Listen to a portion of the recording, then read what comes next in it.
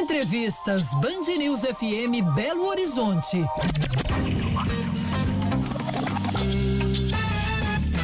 10:08, hoje, dia 3 de julho, é celebrado o Dia Nacional de Combate à Discriminação Racial. A data faz referência à aprovação da primeira lei brasileira contra o preconceito. Entre os vários desafios, que a gente fala relacionados a essa população, o acesso à educação sempre está aí no centro do debate, como, por exemplo, a questão das cotas raciais. E de alguns anos para cá também a gente vem falando, a imprensa vem abordando muito, redes sociais vem mostrando também denúncias de fraudes relacionadas aí às cotas raciais e de decisões muitas vezes consideradas erradas naquelas bancas de identificação, de heteroidentificação, que é o nome correto. Para a gente entender sobre essa última atualização de lei de cotas, critérios, essa discussão mesmo, esse debate, a gente conversa aqui agora com o presidente da Comissão de Ações Afirmativas e Inclusão da UFMG, o professor Rodrigo Ednilson de Jesus. Ele também é autor do livro Quem Quer Pode Ser Negro no Brasil. Olá, professor, como vai? Bom dia.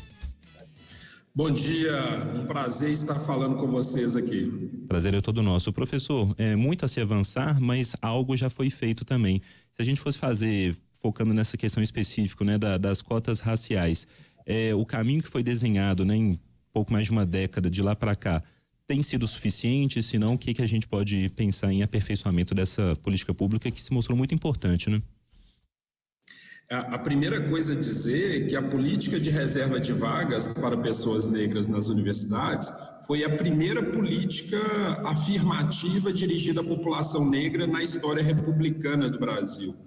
E a incidência nas universidades se deve ao fato da universidade ser a principal porta de acesso do mercado de trabalho em carreiras valorizadas economicamente, de prestígio. Então, quando a gente olha a história dos 20 anos dessas políticas, certamente a gente vê que a universidade mudou de cara, mudou de corpo e tem mais histórias e mais experiências parecidas com o povo brasileiro. Isso favorece não apenas o rendimento da população, mas também favorece a própria qualidade da universidade, que se torna mais plural, mais diversa e mais capaz de se conectar com a população brasileira. Professor, quem fala é Murilo. Pensando nesse contexto, professor, que o senhor acaba de descrever, qual seria o próximo passo para, ou ainda temos que manter a política afirmativa nesse ponto? Hoje é possível pensar num próximo passo para maior inserção, melhor formação de pessoas negras, pensando aí na formação universitária? É prazer falar com você, Murilo, e com os ouvintes da Band News. Primeiro dizer que a gente tem, a maioria dos estudos que a gente tem sobre essa política de cotas, ela estudos sobre o acesso.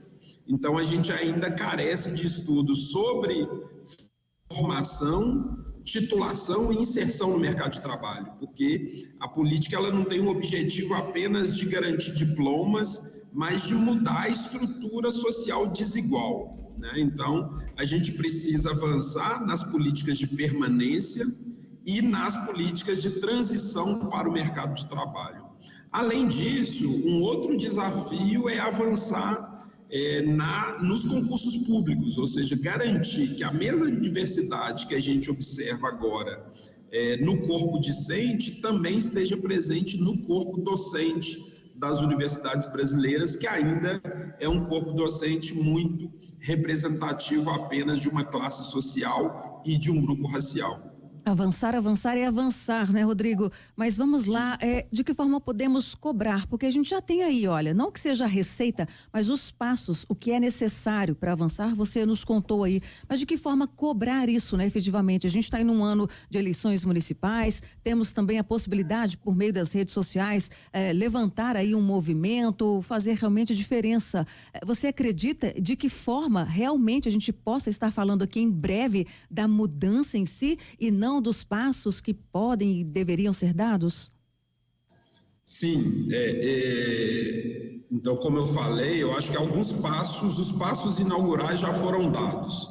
Hoje a gente vive uma experiência que é não apenas o acesso ao direito à educação superior, mas, sobretudo, a juventude, ela tem consciência do direito E a consciência do direito permite que essas pessoas elas acompanhem, elas monitorem, elas façam denúncia dos desvios de finalidade, né, quando a reserva está sendo ocupada por alguém que não deveria ocupar.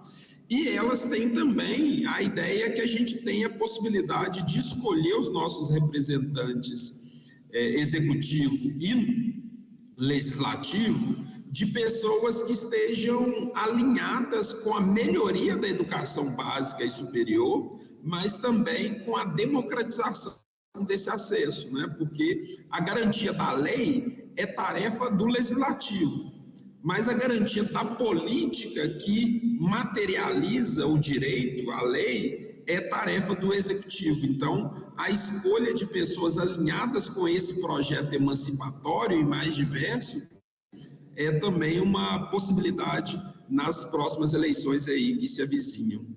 Rodrigo, eu queria falar sobre essas bancas de heteroidentificação, porque claro que a gente vê alguns casos de pessoas que são brancas, que né, fraudam, tentam fraudar, muitas vezes conseguem, não é, fraudar, talvez em um contexto ainda da autodeclaração, né? Hoje tem essas bancas e tudo mais, mas alguns casos muito recentes, um de São Paulo, se não me engano, não vou me lembrar a universidade, não sei se foi a USP ou a Unifesp, mas enfim, um estudante negro tinha passado também, não é,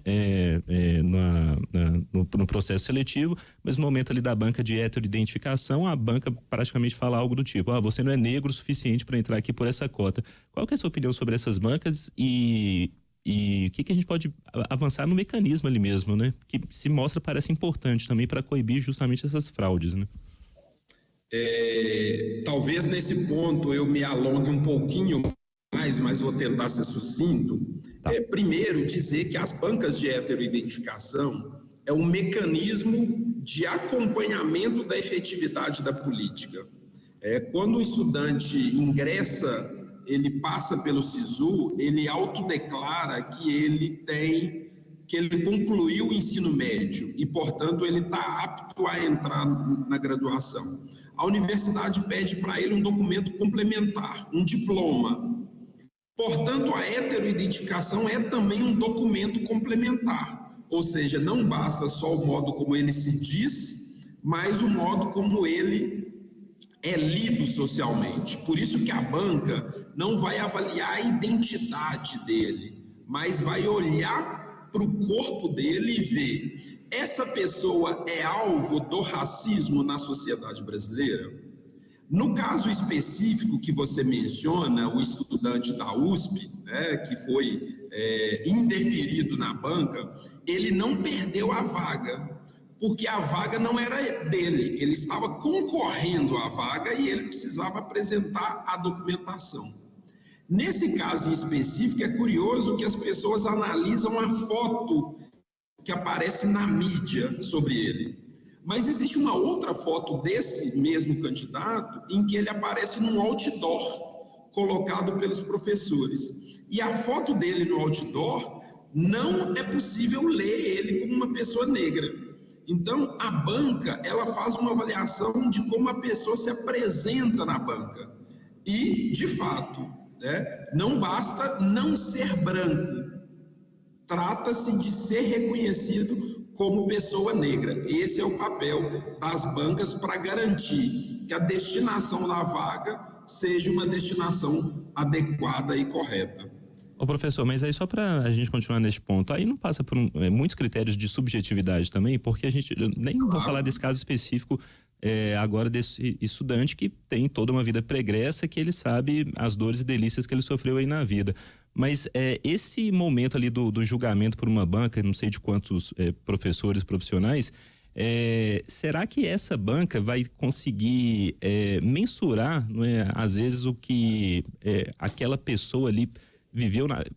Me parece tudo meio subjetivo, assim, na hora de ir para um veredito que vai ser tão definidor na vida estudantil e vai lá, profissional da pessoa também, né? Não, essa é uma ótima pergunta. A primeira é dizer que, de fato, a avaliação que a banca faz é uma avaliação subjetiva. A autodeclaração que a pessoa dá também é subjetiva. Talvez o grande problema é a gente identificar subjetividade como falsidade, como algo sem valor. O que a banca faz é olhar para o corpo, as características fenotípicas, e com base no que a gente entende na sociedade brasileira, dizer: eu leio essa pessoa como pessoa negra. Por isso que a banca precisa ter 5 componentes: homens, mulheres, pessoas negras, pessoas brancas, porque elas, de certa forma, estão tentando ali reproduzir os olhos da sociedade. E por isso que não pode ser uma pessoa. Porque a banca, ela não está avaliando as experiências que a pessoa teve, como ela se construiu em termos de identidade. A banca não avalia identidade, a banca avalia a identificação racial. Ou seja, pelo segurança de shopping, essa pessoa, ela vai ser lida socialmente como suspeita? Então é essa pergunta que a banca faz, e por isso que a banca não olha fotos, por isso que a banca não faz entrevista, porque as informações que a banca vai precisar, elas estão presentes no nosso corpo, e então não precisa. E aí, um último detalhe, e eu trabalho isso no livro que vocês mencionaram, a banca trabalha com o que a gente chama de consenso intersubjetivo, que é o mesmo princípio que regula decisões judiciais de colegiado, né? Uma decisão de 2º grau no STF, são decisões subjetivas, mas todas organizadas por um critério único que permite que a banca não seja discricionária individualmente, ou seja, é os olhos da sociedade lendo aquela pessoa que passa pela banca. Tá certo. Professor, o senhor citou o livro aí, me chamou a atenção o título quando o senhor falou do livro. Se eu tiver falado errado, o senhor me corrige aí. Mas eu te pergunto, é possível ser negro no Brasil? Então, o título do livro, eu tentei trabalhar com 2 perguntas. A primeira é: quem quer ser negro no Brasil? Quem quer ser negro num país que odeia pessoas negras? Então, na vigência do racismo, é comum que as pessoas não queiram ser negras, e elas vão criar subterfúgio. Marronzinho, moreninho, queimado de sol. É preciso uma ação afirmativa para atribuir um sentido positivo em ser negro. E a política de cotas é uma delas. Então, quando às vezes as pessoas falam: mas essa pessoa nunca se disse negra, agora que tem cotas que ela quer ser negra? Claro, agora tem alguma positividade em se nomear assim.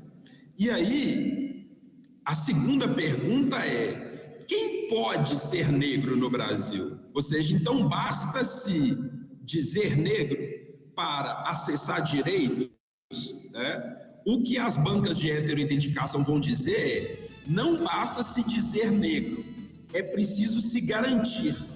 E a forma de se garantir é pelo corpo, não necessariamente pelo discurso ou pela militância política. São as pessoas que são alvo potencial do racismo na sociedade brasileira, que são justamente as beneficiárias das políticas de cotas e de ações afirmativas. Ótimo. 10h22, a gente conversou aqui na Band News FM com o Rodrigo Ednilson de Jesus, presidente da Comissão de Ações Afirmativas e Inclusão da UFMG e autor do livro sobre o qual ele acabou de falar um pouquinho mais sobre ele, Quem Quer Pode Ser Negro no Brasil. Professor, muito obrigado, viu, pelo tempo. Sei que o senhor está entre aulas, inclusive. Até uma próxima. Bom dia, obrigado.